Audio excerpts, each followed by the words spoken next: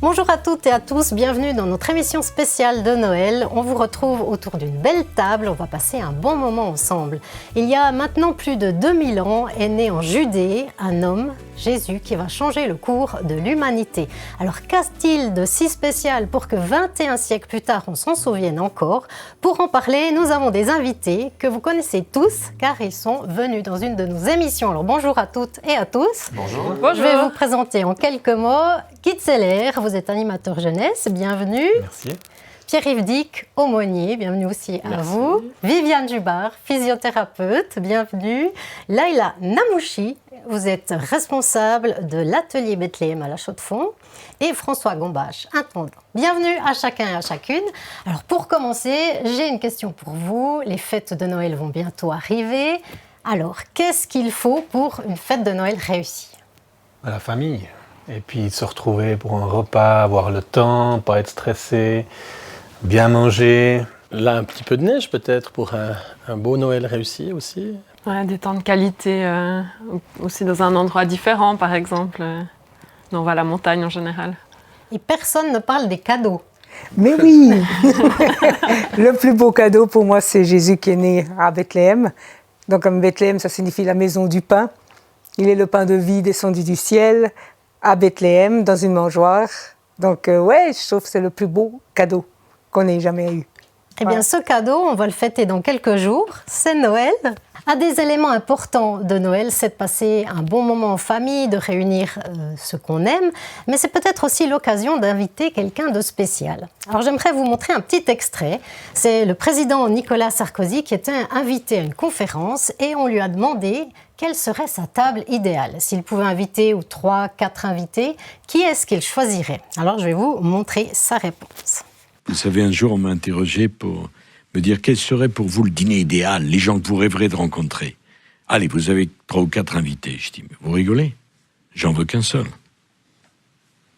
Qui? Jésus.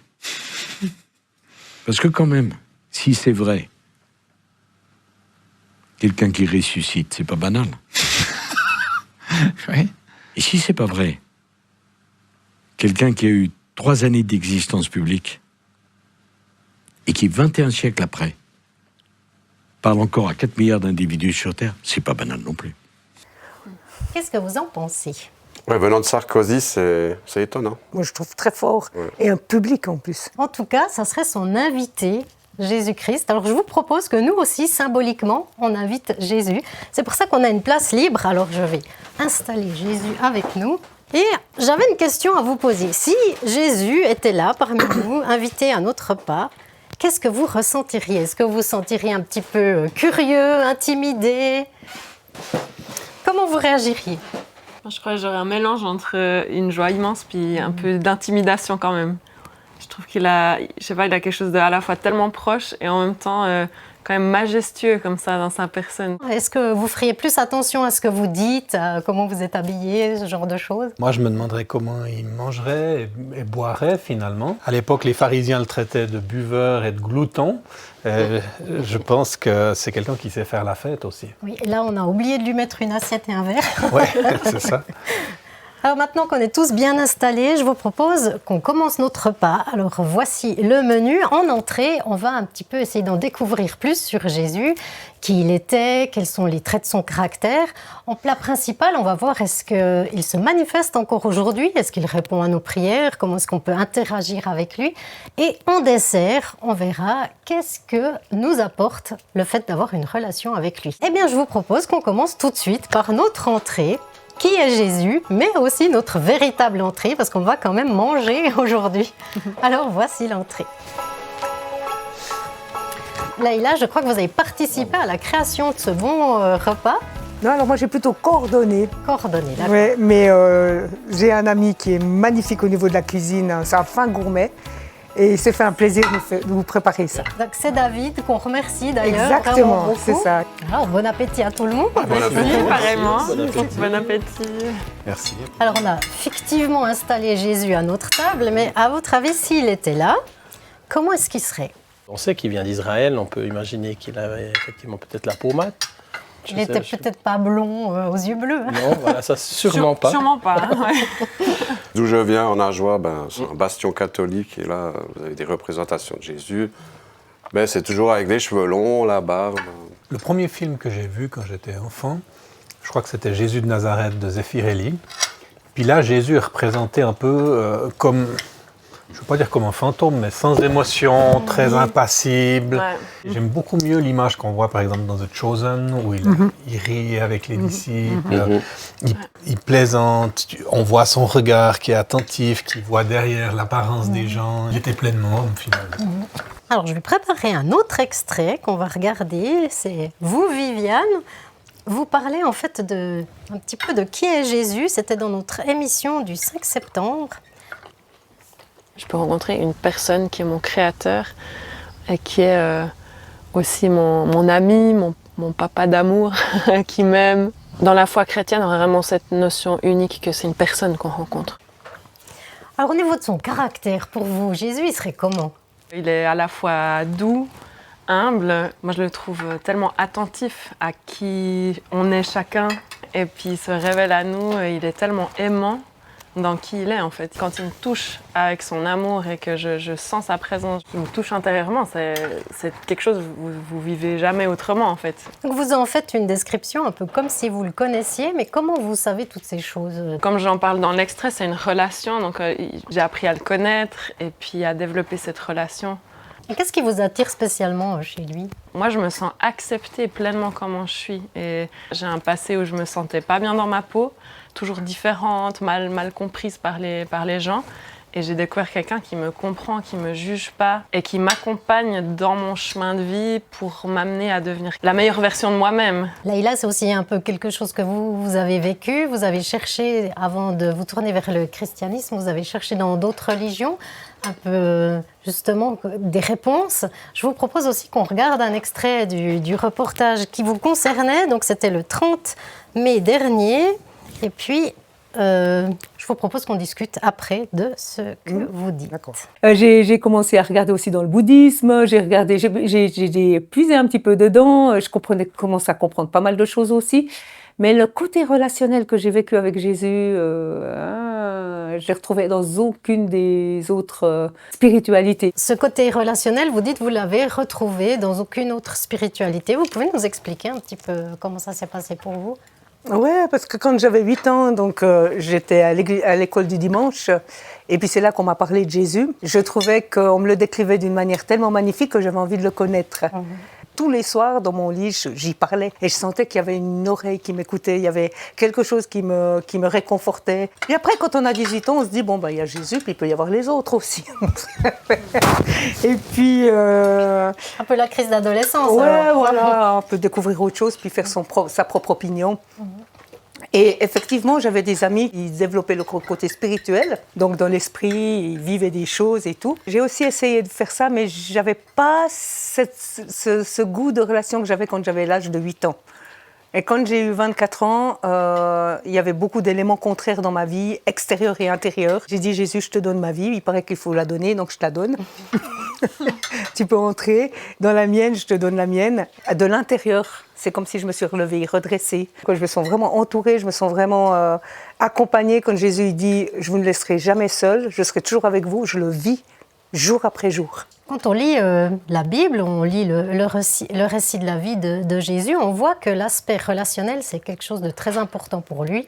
Il allait souvent manger avec les gens, il discutait avec les uns et les autres, on le voit assister à des fêtes, à des mariages. Pourtant, on a une image parfois un petit peu austère de lui et on a l'impression que ça colle pas vraiment avec qui il est vraiment. Aujourd'hui, physiquement, il est plus présent sur Terre et pourtant, on entend dire qu'il est vivant, qu'on peut avoir une relation avec lui.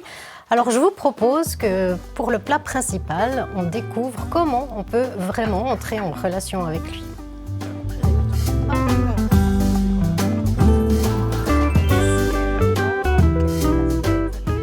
c'est du filet mignon de porc en croûte. Et puis, donc, une sauce morille, gratin dauphinois et carottes. Merci. Toute simple, mais qui ont l'air très bonnes. Mais Eh je suis ben, sûre qu'il y a un nom spécifique. Voilà, pour, il doit y avoir quelque les chose de Vichy, spécial. allez. Bon appétit à tous, merci beaucoup. Merci. Ça a l'air super. Thierry, vous êtes aumônier, donc dans votre travail, vous accompagnez des gens dans leur foi. Comment est-ce que vous les aidez à entrer en relation avec Dieu, concrètement? Je travaille avec des personnes qui sont donc détenues. Quand on se retrouve enfermé presque 23 heures sur 24, Wow. ils sont seuls avec eux-mêmes et avec Dieu. Ils se posent en tout cas beaucoup de questions par rapport à tout ça. Dieu, c'est dans l'intimité qu'on le rencontre vraiment. On peut être enfermé dans une cellule 23 heures sur 24 et avoir énormément de bruit dans sa tête et dans son cœur. Et c'est vraiment quand on arrive à faire ce silence qu'on arrive peut-être à trouver sa relation à Dieu et à Jésus. Et chacun va la découvrir, certains en priant, certains en lisant, certains en faisant simplement du silence, certains en chantant. Moi, j'ai une relation à Dieu où je chante beaucoup et je sais qu'il chante avec moi. Et voilà, j'ai peu de leçons à donner à ces détenus. Souvent, j'en découvre avec eux, plutôt, la présence de Dieu. Je trouve que cette relation qu'on a avec Jésus, c'est quelque chose de transformateur, justement, quelque chose qui nous guérit, qui nous restaure, puis qui nous rend capable d'être un petit bout de Jésus comme un modèle réduit de lui pour les autres, justement, les petits dont tu parlais. C'est vrai qu'aujourd'hui, je prie presque plus pour les gens que j'aime pas, ou bien mes ennemis, que mes proches.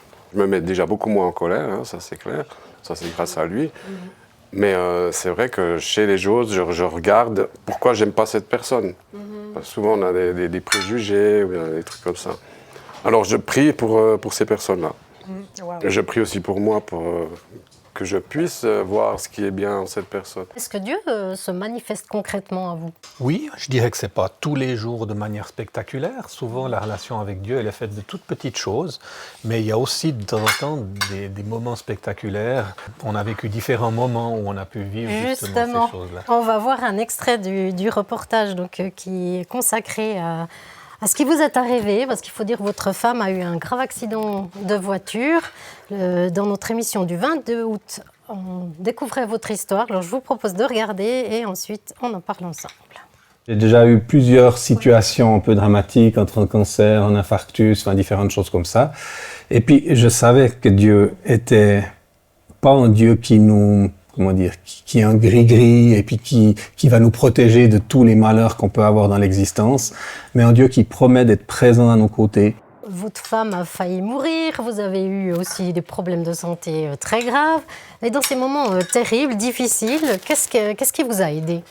La première chose, c'était de m'approcher de Dieu plutôt que de me tourner contre lui. C'est-à-dire que si je passe par un moment difficile, je ne vais pas pointer Dieu du doigt en lui disant « Pourquoi tu permets ça? Pourquoi je dois passer par là ?» J'ai envie de dire « Mais pourquoi pas finalement? Pourquoi des autres auraient à vivre ça et moi pas ?» Et finalement, quelle différence Dieu peut me faire dans ma vie si je passe par quelque chose de difficile? Dieu, c'est le Dieu de la vie avec tout ce qui la compose. Et ce qu'il nous promet, c'est d'être avec nous dans ces moments-là. Donc le fait que je ne me tourne pas contre lui en tendant mon poing, mais en disant « Seigneur, c'est le moment où j'ai peut-être le plus besoin de toi. » Et donc je cours dans ses bras, je pose toutes mes questions, je crie ma révolte, je déverse ma souffrance. Et souvent, quand les émotions retombent, je sens que Jésus s'adresse à moi. Il ne va pas répondre à toutes mes questions. J'ai plein de questions. J'ai une boîte à questions que j'ouvrirai au ciel. Pourquoi il y a eu ça? Et dans ce sens-là, je pense que ça permet vraiment qu'il puisse nous parler, nous enseigner, puis intervenir. Dieu se manifeste encore aujourd'hui. On l'a vu à travers ce que vous avez dit. Alors pendant le dessert, je vous propose de réfléchir à quoi ça sert d'avoir une relation avec Jésus. Qu'est-ce que ça peut bien m'apporter? Mais avant, on va finir nos assiettes.